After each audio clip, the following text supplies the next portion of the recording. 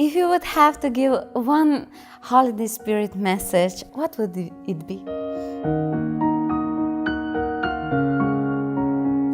My message to the wonderful people of Slovenia and all the world.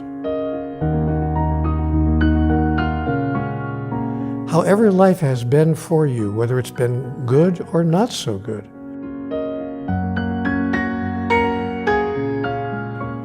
it can start again in a brand new way.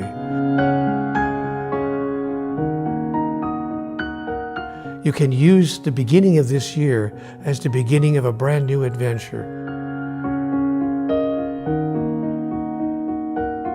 So make this brand new year an opportunity as the start of a new you.